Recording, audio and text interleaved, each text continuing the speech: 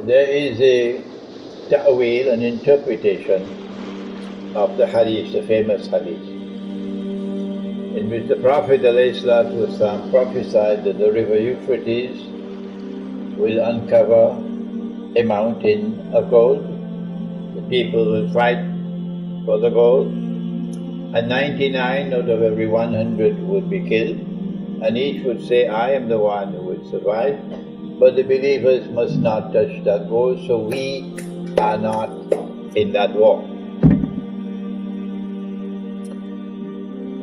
I have interpreted it, and Allah knows best, that this prophecy was fulfilled in 1974 when Henry Kissinger was able to fool King Faisal and get him to agree to sell Saudi oil for only US dollars.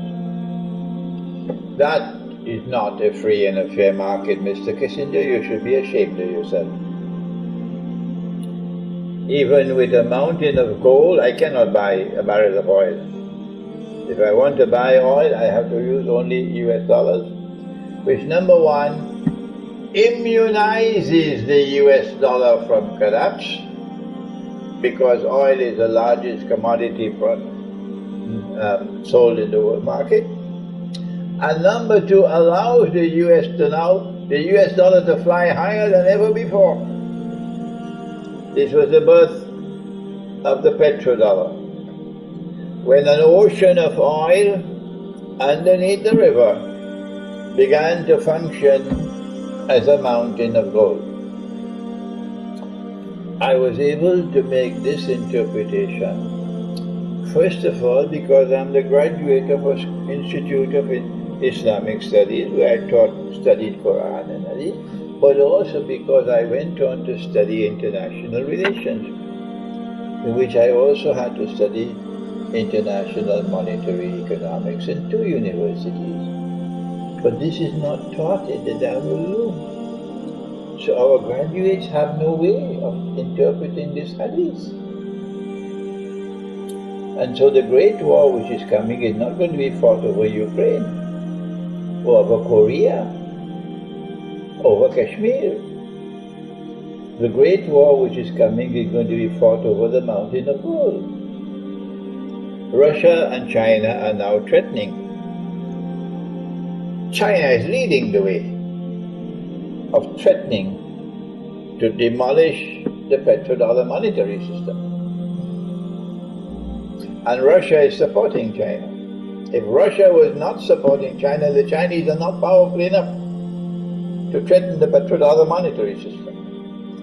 But when China saw the Soviet Union collapse, and Russia returning to her Orthodox Christian heart,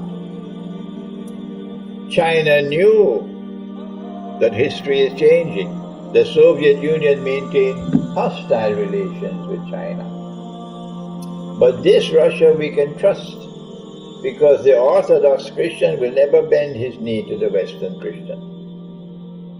So then began the process which has now culminated with the Russian-Chinese alliance, which is the most momentous event in modern history since the birth of modern Western civilization. When the war takes place, that will be the end of the petrodollar monetary system. But the world is going to be much smaller after the Great War. We know that this Ummah will survive the Great War,